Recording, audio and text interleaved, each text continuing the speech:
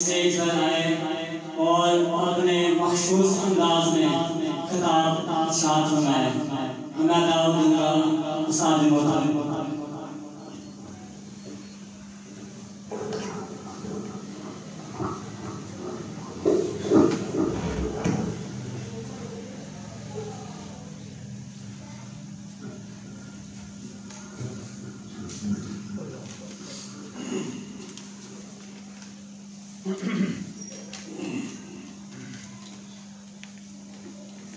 السلام علیکم ورحمۃ اللہ وبرکاتہ۔ نحمده ونصلي على رسوله الكريم، اما بعد فاعوذ باللہ من الشیطان الرجیم من حمزه ونفخه ونفثه۔ اللهم صل على محمد وعلى آل محمد كما صليت على إبراهيم وعلى آل إبراهيم إنك حميد مجيد۔ اللهم بارك على محمد وعلى آل محمد كما باركت على إبراهيم وعلى آل إبراهيم إنك حميد مجيد۔ قال الله تبارك وتعالى في القرآن المجيد والفرقان الحميد: أعوذ بالله من الشيطان الرجيم، بسم الله الرحمن الرحيم۔ يا أيها الناس قد جاءتكم موعظة من ربكم وشفاء لما في الصدور وهدى ورحمة للمؤمنين۔ قل بفضل الله وبرحمته فبذلك فليفرحوا هو خير مما يجمعون۔ إن هذا القرآن يهدي للتي هي أقوم ويبشر المؤمنين الذين يعملون الصالحات أن لهم أجرا كبيرا وأن الذين لا يؤمنون بالآخرة أعتدنا لهم عذابا أليما۔ تمام قسم کی حمد و ثنا اللہ مالک الملک کے واسطے، انگنت درود و سلام نبی کائنات حضرت محمد مصطفیٰ صلی اللہ علیہ وسلم کی ذات اقدس مقدس پر مختصر حمد و سلام کے بعد اللہ تبارک تعالیٰ نے اپنے کلام پاک کے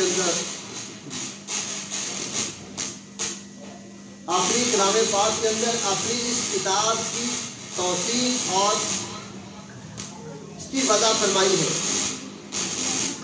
اللہ تبارک تعالیٰ سورہ یونس کے اندر فرماتے ہیں: یا ایھا الناس قد جاءتکم موعظۃ من ربکم، اے لوگو تمہارے رب کی طرف سے تمہارے پاس نصیحت آ چکی ہے، وشفاء لما فی الصدور، اور تمہارے دلوں کی شفا ہے، تمہارے دلوں کا علاج، معالجہ، ٹریٹمنٹ ہے، وَهُدًى وَرَحْمَةٌ لِّلْمُؤْمِنِينَ، اور ہدایت ہے اور رحمت ہے مومنین کے لیے۔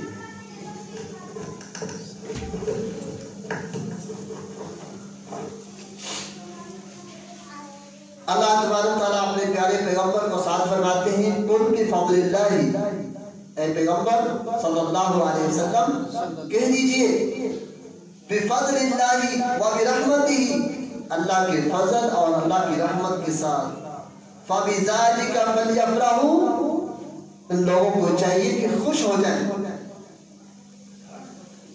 ھو خیر مما یجمعون، تمہاری تمام جمع پوجی سے یہ چیز بہتر ہے۔ دوسرے مقام پر اللہ تبارک تعالیٰ بیان فرماتے ہیں: ان ھذا القرآن یہدی للتی ہی اقوم، یہ قرآن ہدایت دیتا ہے، للتی ہی اقوم، یہ تقویم کے لیے، قانون کے لحاظ سے باقاعدہ قوانین اور ضوابط کے لحاظ سے سب سے بہتر ہے۔ وَيُبَشِّرُ الْمُؤْمِنِينَ، اور یہ کتاب مومنوں کو خوشخبری دیتی ہے۔ الذین یعملون الصالحات، مومن لوگ وہ ہیں जो नेक आमाल करते हैं। अन्ना लहुम अजरन कबीरा, उन लोगों के लिए अल्लाह ने इनाम क्या रखा है, बहुत बड़ा अजर है, बहुत बड़ा इनाम है। और फरमाया व अन्नल लज़ीना ला युमिनूना बिल आखिरति अअतदना लहुम अज़ाबन अलीमा, जो लोग इस किताब पर ईमान नहीं लाते, इस किताब के मुताबिक अमल नहीं करते, अअतदना लहुम अज़ाबन अलीमा, दर्दनाक अज़ाब तैयार किया। दोनों आयतों के अंदर अल्लाह सुब्हानहू व तआला ने कुरान मजीद फुरकान हमीद की फजीलत बयान फरमाई है। इसको ज़ाब्ता हयात, ज़ाब्ता कानून बना के भेजा है। और इसी को अल्लाह सुब्हानहू व तआला बेशुमार मुकामात पर इस किताब की वजाहत फरमाते हैं। इस किताब के अंदर कोई शक व शुबा नहीं है। ये किताब नौ इंसानी के लिए, आने वाली नस्लों के लिए, क़यामत की दीवारों तक एक ज़ाब्ता और कानून बना के भेजा है। आज का मौजू मुख्तसर वक्त के अंदर कोशिश करूंगा इस टॉपिक को मैं समेटूं कि मौजूदा दौर में हमारा कुरान मजीद के साथ बर्ताव क्या है। जिस किताब को अल्लाह ने रहनुमाई और हदायत का सरचश्मा बनाकर भेजा और गारंटियां और पेशीन गोइयां देकर भेजा, उस कुरान के साथ आज हमारा क्या रवैया है, क्या ताल्लुक है।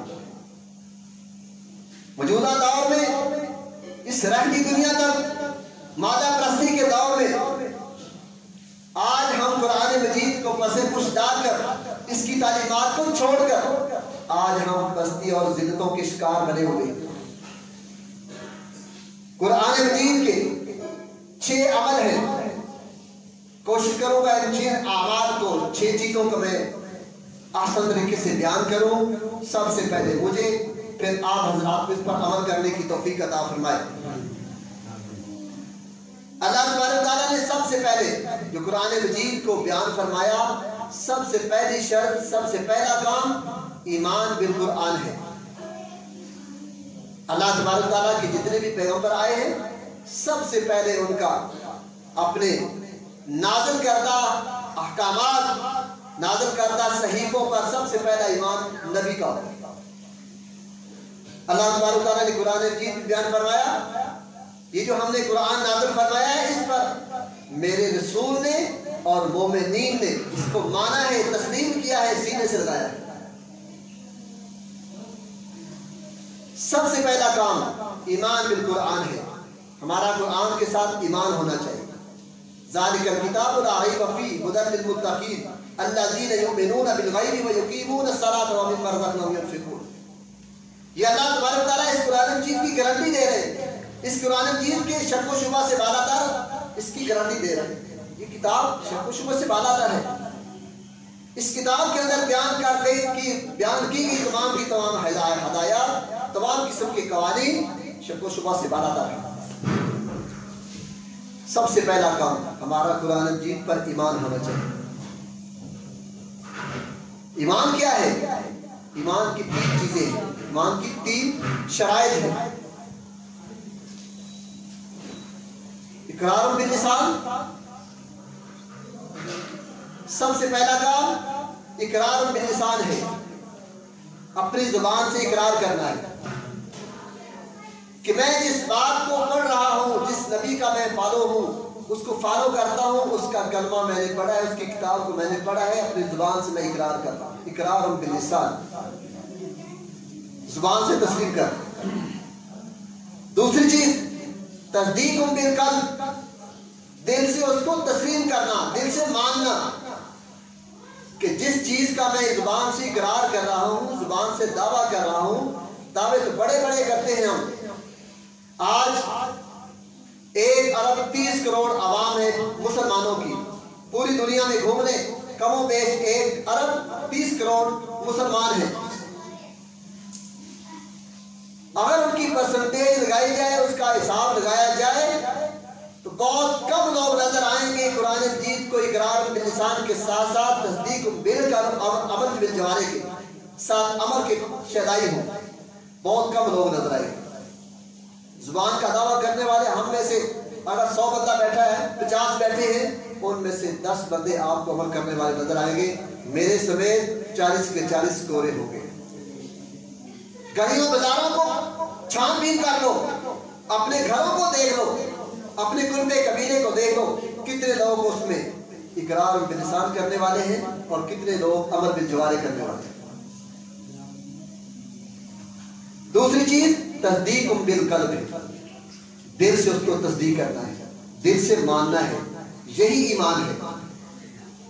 ہم جو نعرہ لگاتے ہیں کہ میں مسلمان ہوں، میں مومن ہوں، ہمارا مومن والا دعویٰ غلط ہے۔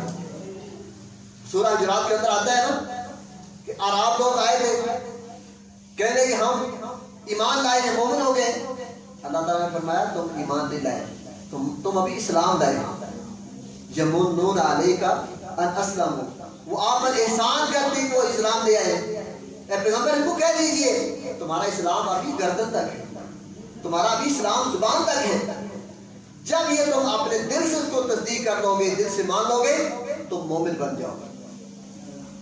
تو مومن کا جو لفظ ہے اس پر کارگر ہوتا ہے، اس کو مصدق ہوتا ہے جو دل سے اس کی تصدیق کر لیتا ہے۔ دل کی تصدیق کرنے کے بعد اگلا اسٹیپ اس کا بنتا ہے کہ اگر مومن بن جانے کے بعد اس کا عمل کیا ہے، عمل بالجوارح۔ تو میرے بھائیوں، ایمان کی 3 شرطیں ہیں۔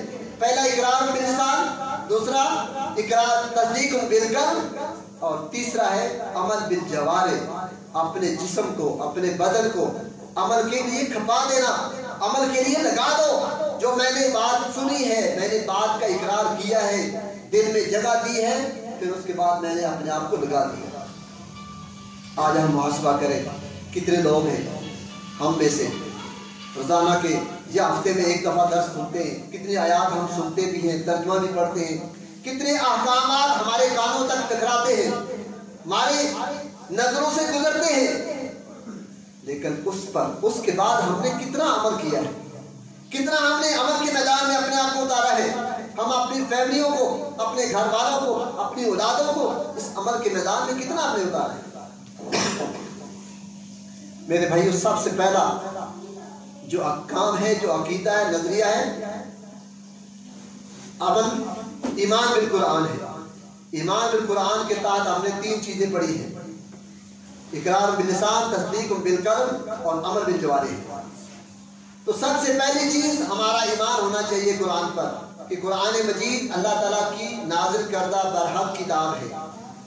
اللہ تعالیٰ کی نازل کردہ کتابوں میں سے ایک کتاب قرآن مجید ہے جو برحق ہے، آخری کتاب ہے، آخری نبی پہ نازل ہوئی ہے۔ اس کے بعد کوئی نبی نہیں، کوئی کتاب نہیں، کوئی دین، کوئی شریعت نہیں ہے۔ یہ ہمارا ایمان ہے بالقرآن کے ساتھ۔ اور ہمارا ایمان ہونا چاہیے کہ ذالک الکتاب لا ریب فیہ ہے، اس میں کوئی شک نہیں ہے، جو احکامات اللہ نے قرآن مجید کے اندر بیان کر دیے ہیں وہ اتھینٹک ہے، وہ حرف آخر ہے، وہ قطعی دلالہ ہے، اس کے اندر کوئی گنجائش نہیں اس کو رد و بدل کیا جائے۔ اور آج تک 1400 سال 1500 سال گزرنے کے بعد یہی وجہ ہے، اس کتاب کے اندر کوئی رد و بدل نہیں۔ کیوں؟ اس کا حفاظت کا ذمہ اللہ نے خود لیا ہے۔ جس طرح اللہ نے قرآن مجید کی حفاظت کا ذمہ لیا ہے، اللہ نے اسی طرح فرمان رسول صلی اللہ علیہ وسلم کا بھی ذمہ لیا ہے۔ قرآن مجید کا ذمہ اللہ نے خود لیا، اس کا انداز ہے لوگوں کی دلوں میں بسا دیا، لوگوں کو حفظ کروا دیا۔ دنیا کی کوئی کتاب ایسی نہیں ہے جو زبانی یاد کی جا سکے، حرف بہ حرف زبانی یاد کی جا سکے، کوئی کتاب نہیں ہے۔ کتنی شریعتیں پہلے آئی ہیں، ان میں سے کوئی ایسا عیسائیوں میں، یہودیوں میں کوئی بھی نہیں، ہندوؤں میں کوئی بھی نہیں ہے جو اپنی کتاب کو حرف بہ حرف زبانی یاد کیے ہوئے ہو۔ یہ واحد کتاب قرآن مجید ہے جو اللہ نے اس کا معجزہ یہ رکھا ہے کہ یہ آسان ہے یاد کرنے کے لیے۔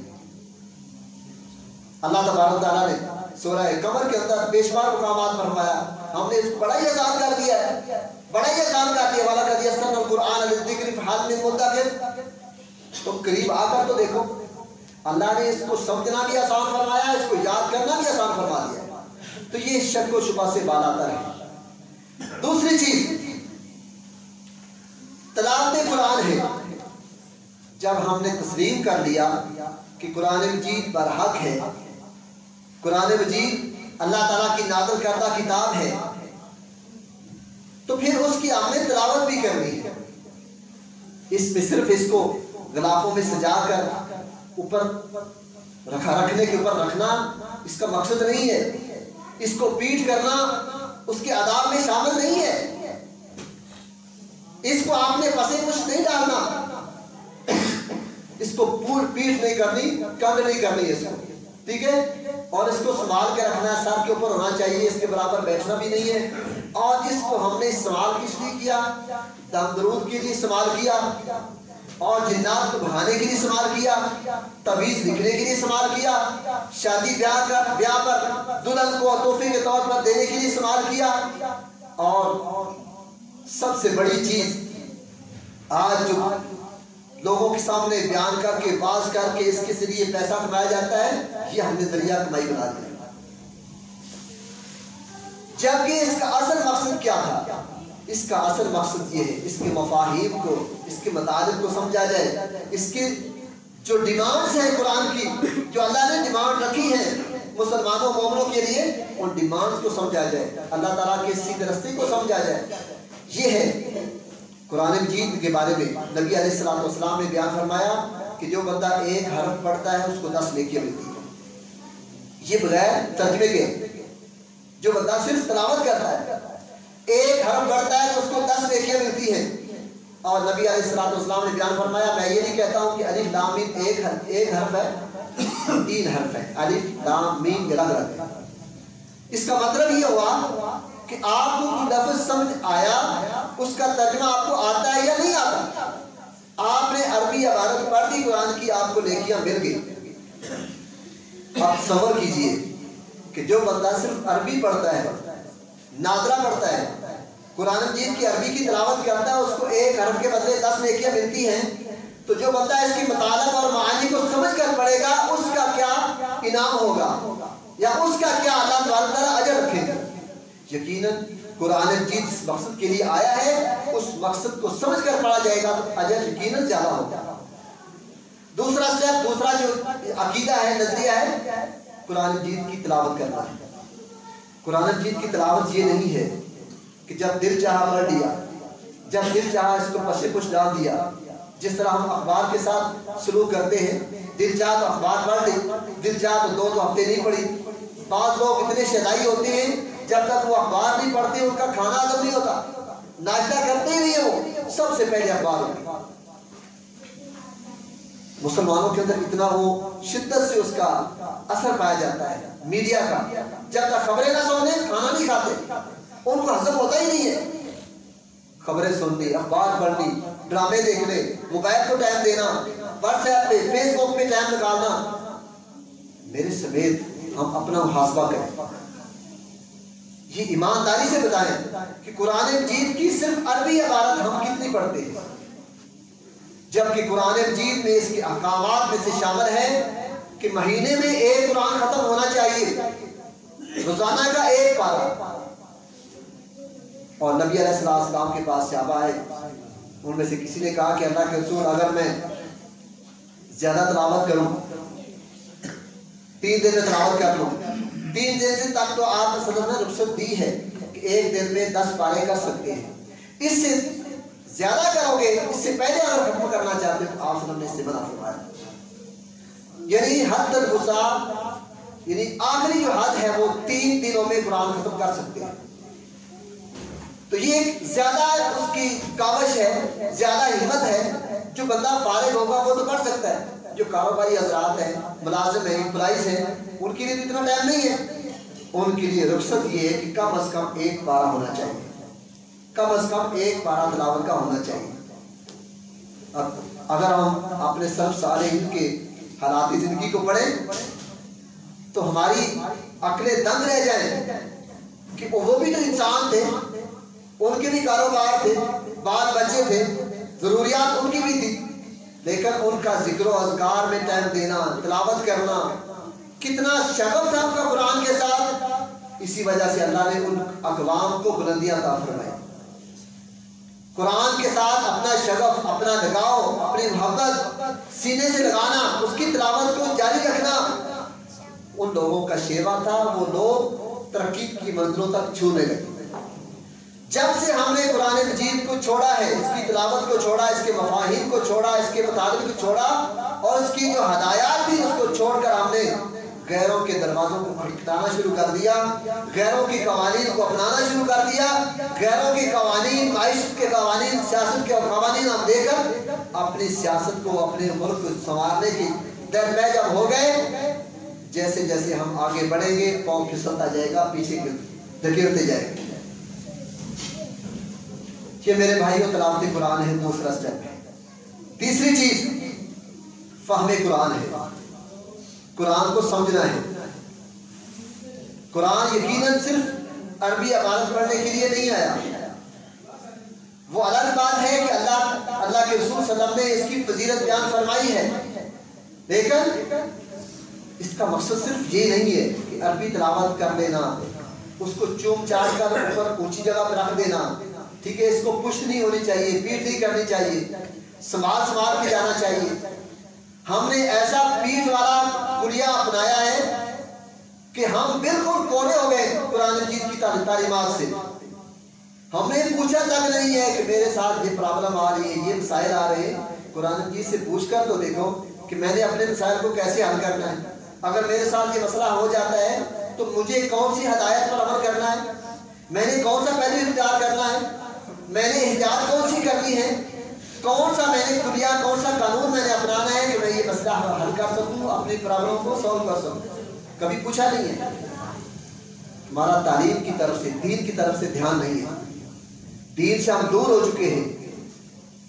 اس میں صرف دنیا دار لوگ نہیں ہے، اس میں دین دار طبقہ بھی اسی ڈگر میں چل پڑا ہے کہ میڈیا کا وہ شیطانی بن چکا ہے۔ آج ایک مرد نہیں، ہزاروں افراد ایسے ہیں، ہزاروں علماء ایسے ہیں جو اس بیماری میں پھنس چکے ہیں۔ غیر مسلم کی یہ چال ہی ایسی تھی کہ مسلمانوں کو زیر نہیں کیا جا سکتا، مسلمانوں کے ساتھ مقابلہ نہیں کیا جا سکتا، لیکن ان کے اندر ناسور ایسا چھوڑ دو، ایسا جراثیم چھوڑ دو، ایسی بیماری چھوڑ دو، یہ خود بخود مر جائے۔ آج ہم نظریاتی طور پر مر چکے ہیں، عقیدے کے طور پر، توحید کے طور پر ہم زیرو ہو چکے ہیں، ہماری چلتی پھرتی راشی ہیں۔ ہم یقین